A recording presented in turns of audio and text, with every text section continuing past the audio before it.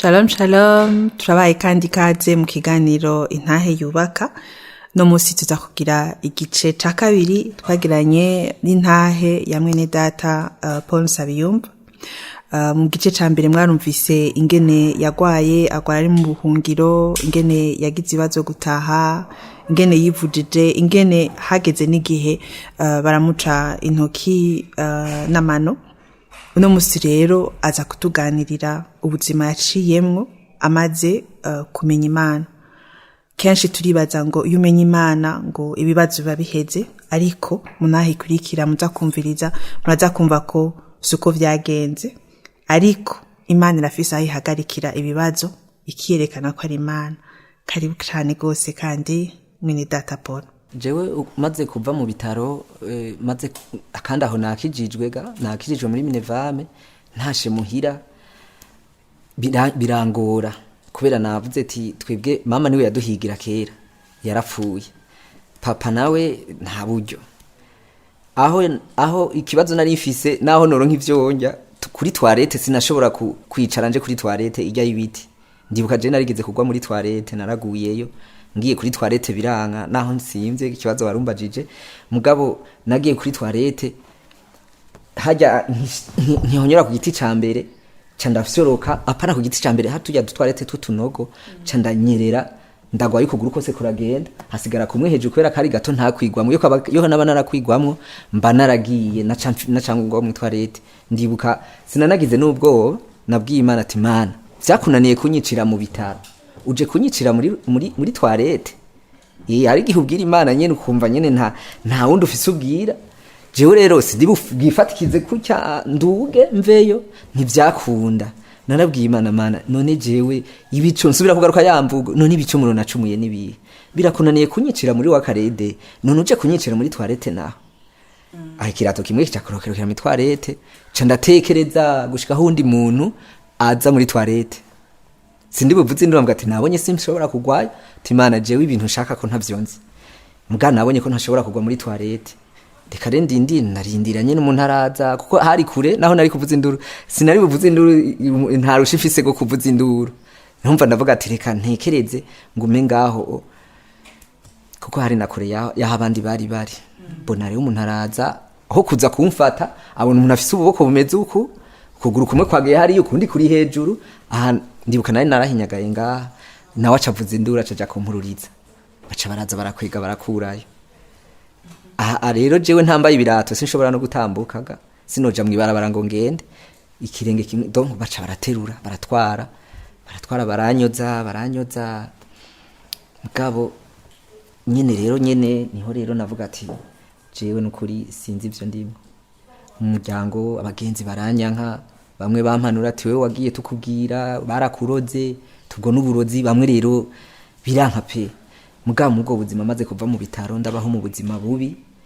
gushikaho jewe ahantu nari nishimiye ko nshobora kuba bavuze ati ntitugishoboye kugutunga genda tuvire ngaha. Jewe hari amahera nari nakwiye mu bitaro candagenda ndagura kamatera ndagenda kwera hari iwacu ndapanga akazu ka 5000 ku kwezi candihira rimwe 60,000 amezi 12 umva umwaka. Ndabaho hantu ntagira umuntu numwe ashobora kuza kumbwira ngo ingufungure, ntagira ico gufungura, ntagira nunyoza kugira noge. Nabanza kubwira umuntu nkamubwira ati ndafise igihumi ngo tujane koga. Abantu wasigura gituma tujana koga sinashobora kwiyorera amazi mwibase. Jewe nta mazi no kuyora mwibase kugira nisukeko hari mpaka basa amazi yo hejuru yo nogenda musi robine nkoga nkiyoza jewe nkiyoza. Mugabe ico gihe nta mazi nashobora izo biro ntazari zihari hari muhanjane n'umuntu ayora amazi anyotse. Muga rero kandi hari nabo nabwira bakanka harabanyemerera. Jewe aho hantu nako kazu narahagorewe ndagwara inda ona inda ziri mwisogse nturi budutore nukutimba nyene ukaguma hamwe rukakurya aho ruhereje rugahora. Yaba niziri mu mpuzu amashuka sinagira umesera ntarose amahera mesuze ndabahe n'utwana basi tumesere sinagira umesera. Rero gushikaho mvuga ati reka rebe ndavyemere apfa kuryama aho nyene nkagenda nkaryama donc haraza mwinda inda nkungu gusa ndi bukubure donc nkungu irantera si bon uwo nabwira wese avuga ati ngo we ni umva abantu baranyase mu ncamake nta muntu higira basi je wese yaranyase yari yanyase mu bisanzwe ni Imana yanyitoreye mugabo ndagonda ba muri ivyo bihe ntagira umuntu aza kumbwira ati wese asitura aza gufungura ngaha ahubwo je nkagenda nkicara kubera je ikintu je nta muntu sinigera nja kwicara ku mwana w'umuntu ngo ndindire bahishinge oya navuga ati mana jewe ico nagucumuye ko ntaconzi reka rero ubwo ngirira n'ingoga nyarukiriza imfe ngende narashobora kuja nko kwibarabara nkarindira nkaguma ngaho Uwimana irungitse akaza wafunguye oya tukaca tujana gufungura mu restaurant yego ndaba muri ubwo buzima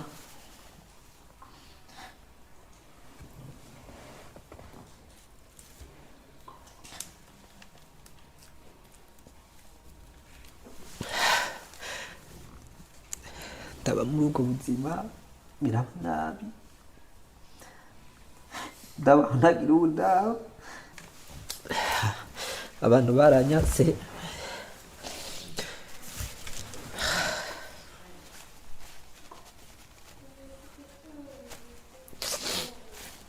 kubera abantu nabahari ahantu kw'imande yaho nize narifise proteze bankoreye iki banshiriyeho akantu gashobora nko gufata ikaramu canke ingwa ca ndagenda ndabwira umudiregiteri w'iryo shure shaka nigishiriza abana amakuru d'histoire kubera aho hari ni hafi yaho nize bari banzi ndamusaba umuryango aranca amahera arambwira ati uzozura ari amahera 15,000 ndabwira ati ntayo noronka kuko nabana batatu kandi umwana umwe azompa 5,000 ndamwiganira aranyemerera ndagenda ndatangura ishure ndigisha abana twamaranye hafi umwaka urenga twahiranye mu wa kabiri turashikana mu wa gatandatu nyabana ndabigisha mugabo ayo 15,000 nkaca nkuramwo 5 nkariha inzu ayandi ayo 10 nayo nta namara na kabiri mugabo navuga ati ko mfise aho njyama ndindire nyene umunsi wanje impfe ndaza ngaho ndonda ndamererwa nabi niho rero baca bararukirita bigisha jewe ca umuntu arambwira ati none mugana naho nyene aho yabimbwira we yarabona nyene ko atakivamwo arambwira ati wewe uragira urandika usabe urabiko usubira ku ishuri wigishe basi canke bapfuma kugira ubu mankadrere ndandika ndabidepoza Bujumbura mukuza kubidepoza rero nagurishije kakamatera kugira nshobore kuronka itike yo kuzi Bujumbura ndakagurisha ndazi Bujumbura ndabidepoza namazi imisi mikeya ndabidepoje ca ndisubirira inyuma kubera umva ko nari mfise itike subiye inyuma ca shikira hahandi nyene sinahatanze ca nsasiba ikarato na ya mashuka nyene umva yari ameze ukuntu sashe bikarato ndabibaha imisi myinshi niho re kandi mu bushikiranganje bandungikira ikete rinsaba diplome nza kuri subira kandi rero kugira ngaruke ndagaruka hari umugenzi yampaye 10,000 icyo gihe ntiyari bwazimbawe kuza ndagaruka Bujumbura ngarutse Bujumbura rero sanga rero umukuru w'igihugu ujya yari ariko Petero Nkurunziza yapfuye mu ministeri yansabye iyo diplome bamukuye ubundi twaramwandikira mwiyo minsi mugabo nta byavamwo ntigeze natwishura niyo bikiri ariko biragoye gutahura ibintu nk'ibyo biba bigoye uba waraciyemwo umuntu atabibayemwo mugabo ijambo ry'Imana riratubwira yuko imbere yuko nuvuga uri forme mu nda y'umuvyeyi wawe Imana ibikuze kandi bigufitiye umugambi muri uwo mugambi Imana ari gufitiye yaza irakuzanira abantu rimwe bakagufasha bakakugirira iki rero nshaka utuganirire warakiriye agakiza shaka utubwire aho Imana yagusanze hamwe wowe nyene wumva uti ubunye ndabonye ko Imana iramfasha ukuboko irantwaye ahantu byagenze gute ngarutse Bujumbura nje tuje kubaza ukuntu twaza kubaza turabiko tworonka inyishu ngarutse Bujumbura rero niho nagaruka gusenga hari dimanche aho gusenga ca ndumva yuko bariko bararondera abazobatizwa ico gihe sinari bwabatizwa iyo gose naza nkakizwa nkagenda ca ndiga ndabatizwa nabatijwe 2020 le 20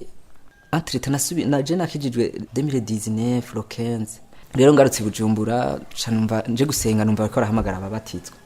bavuga ati ntimbatizwe gute nige gute ntafise nahomba bo niho rero haca haboneka umuntu ambwira ati wewe uragumye ngaha wiga ubatizwe naba mu kinama ca ndiga ndabatizwa mbatijwe nyene camba umunyeshengero umunsi umwe rero naraje gusenga ari dimanche hama mpura n'umukozi w'Imana umwe arambwira ngo atuma abantu ni mu ndondero ry'amuhungu ameze gutyo ameze ukuntu atagira ibiganza hama mbona umuntu aje kundondera andondeye arambwira ngo ariko araguhiga kanaka ariko arakurondera je nanje mu mutima navuga ati ngira uwo munsi ngira ndonka akademire ko kurya cambwira candaguma ngaho ndamurindira ahasohokera kumbe we yavyibagiye ko yigeze no kundondera ndamukurikira no ku modoka tibambwiye kundondera jewe aca mwangu nari navyibagiye cambwira ngo genda nzoguhamagara nzogutelefone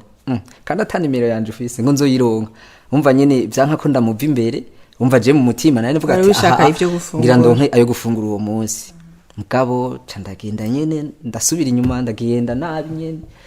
hama aho nari mbaye rero mu kinama nabo ndabarambira batangura kumbwira ati wowe rero uko urateza ibibazo twe ntitugira ico kukugaburira nyine biranki nahamaze indwi irenga aho handi nimukiye nagiye ku ngambwira ati wowe nukura ukagurisha ku gatelefone ugataha yumvire ngurisha agatelefone umwe yambwiye ati nzogutelefona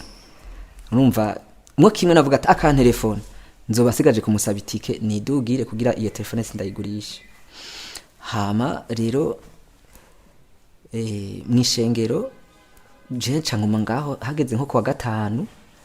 niho naza mbona telefone kuwa kane arambwira ngo kuwa gatanu 11 twohura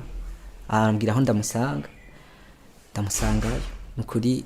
Imana imuhezagire cyane guhera uwo munsi ca ntangura kuronka arampindura arambwira ati guhera uzozura aba ngaha uzozurajya uku donc ubuzima bwanje burahinduka aha nezerewe nyene ndavuga ati noneho renda huye n'Imana yanzara ndayitaye ho arambwira ati ntuzosubira kurara ubusa yego hanyuma rero no watangugira imigenderanire n'Imana yego Imana imuhezagire cyane ahantu yanshize n'ahantu hari abantu baba bariko barasenga je nanje kubera narakunda gusenga navuze ati Imana ishimwe sinzosohoka kuva uwo munsi jewe ambwiye ati uzohajya mwijyanze ushaka uzosenga canke ushaka uzoreka uzogenda mu ma programme yiwawe gusa aha niho uzoba niho uzofungurira mugabo jewe kuhera uwo munsi sinigeze mvaho hantu gushika nuno munsi nagumye nsengana nabo bantu nahasanze n'ubu turi kumwe bya bintu babakizwa bakubwira mu bitaro tavyemeye barambwiye ko nzokubaka nzogira urugo ubu narubatse ndafise umudamu barambwira ko Imana izongirira neza yarangiriye neza yarambwiye ko izonyambika yaranyambitse yarambwiye ko izongaburira irangaburira nukuri kuva nakahashika aho hantu sindararusa yego none uravye rero ivyo bintu byose waciyemwo ukabona ingene wamenye Imana no musi ingene z'Imana wewe umva ari giki wobwira nk'abantu bariko barakumviriza je ikintu nobwira abantu bariko baranyumviriza nuko Imana iriho Imana ikura ku cavu je yarankuye ku cavu naboze nuka